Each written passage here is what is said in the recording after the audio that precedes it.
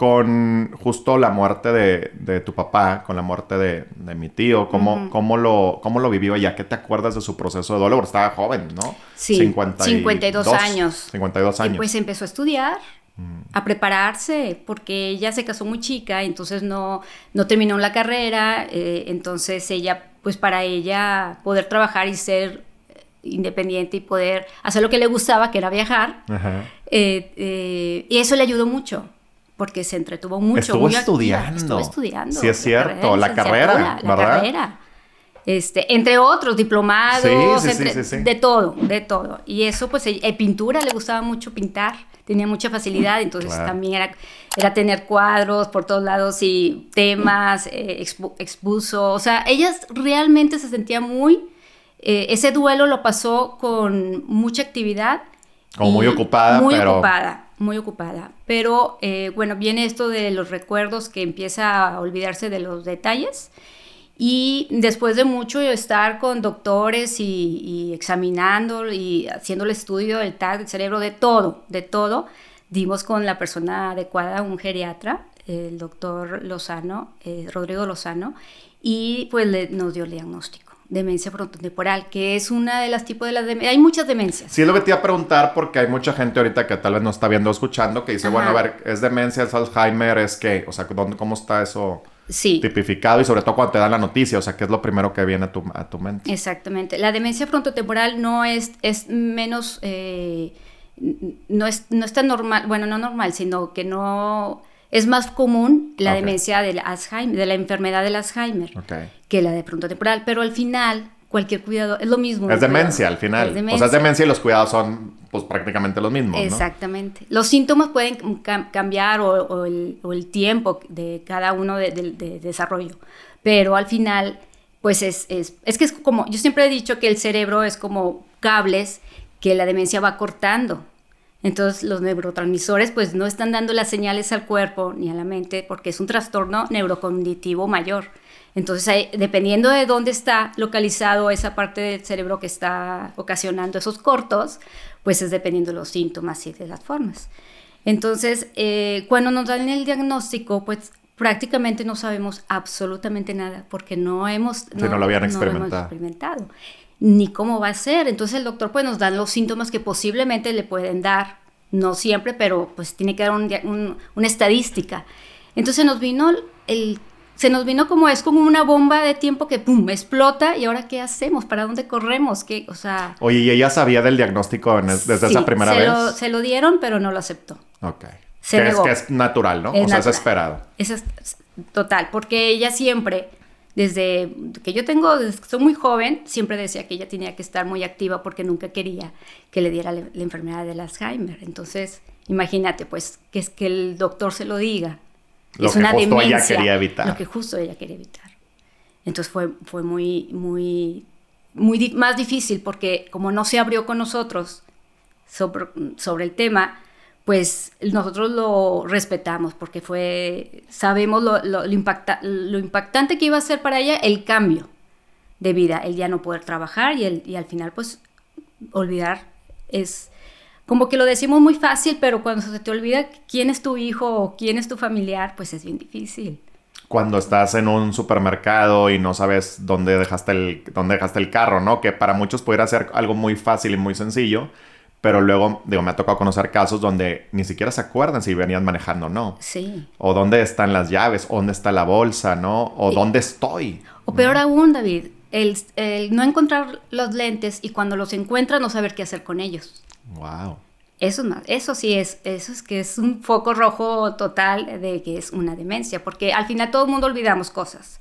Porque tenemos una depresión, porque tenemos un acelere de algo,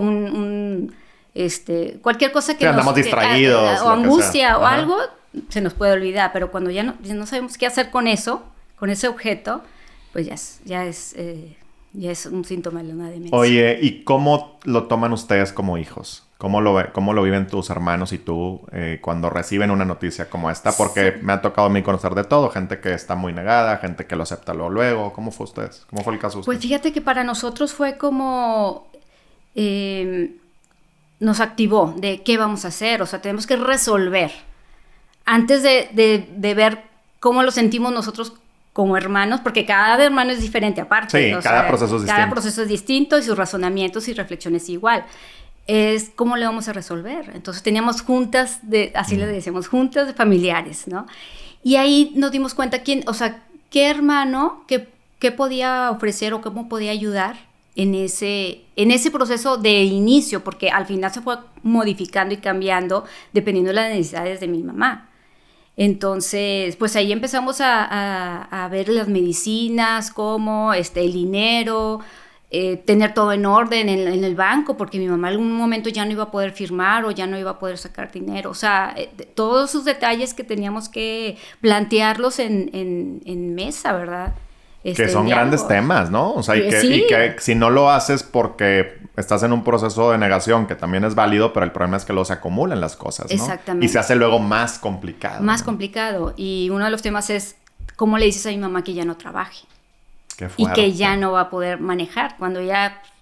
Porque en el inicio como que todavía está muy... Me voy a ir a trabajar, pero no entiende que ya no puede. Entonces, ¿cómo se lo explicas? Porque se va a enojar y... O sea, sí, es difícil también para ambas partes, para la familia como para mi mamá. Y aparte, como lo decíamos ahorita, haciendo el contexto de que tu mamá era... O sea, ¿cómo activa. Era tu mamá, no? Ajá. O sea, era la activa, la movida, la que andaba de un lado a otro, la amiguera, la social, o sea, andaba de todos lados, ¿no? O sea, te digo que ese día que llegó acá, pues tal cual, que pues es que venía pasando y no sé qué, y se quedó horas platicando, sí, claro, y así era. No entonces, alguien, y no la callabas. Pero era delicioso hablar con tu mamá, y de repente que te digan eso, pues sí está muy fuerte, ¿no? Está muy fuerte.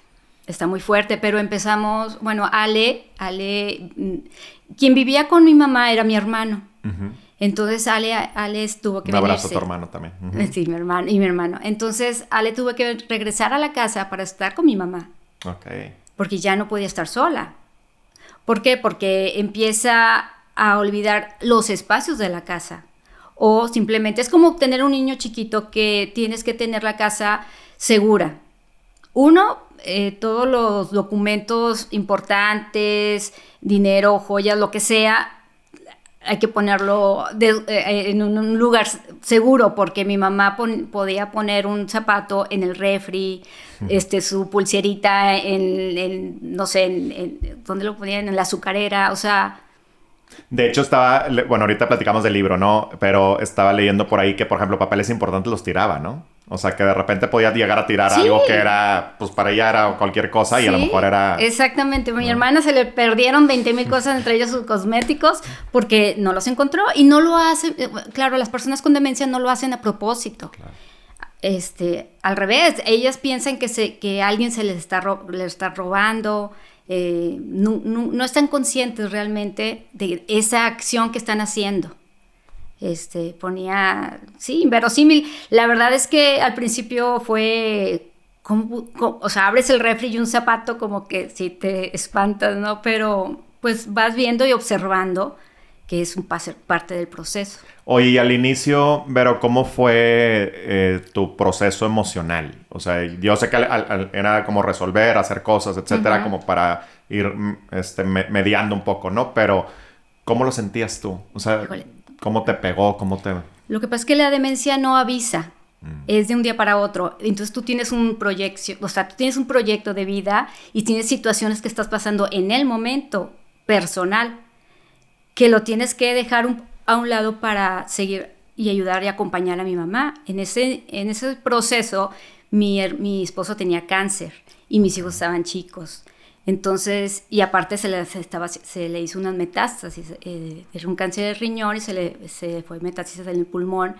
Entonces, digo, bendito Dios, está ahorita muy bien, pero ese no saber qué va a pasar, esa incertidumbre de esto, fue como que al mismo tiempo con lo de mi mamá, porque aparte te dan un pronóstico, el doctor nos dice, un pronóstico de vida de 5 años. Aproximadamente. Pronóstico de 5 años. Porque es una enfermedad mucho más agresiva en el sentido de que es más rápida. Más rápida. Más rápida que una enfermedad del Alzheimer, por ejemplo. Entonces, como que mi cuerpo y mi mente estaba activa a resolver. hoy, el hoy. Porque si me iba más tiempo, ya me iba a volver loca. Y sobre todo por mis hijos, pues que me necesitaban y que necesitaba verme fuerte. Y claro, la unión de la familia hace mucho la diferencia. Sí, y fue un proceso, no es de un día para otro, pero para nada, es demasiado fuerte para resolverlo o para asimilarlo.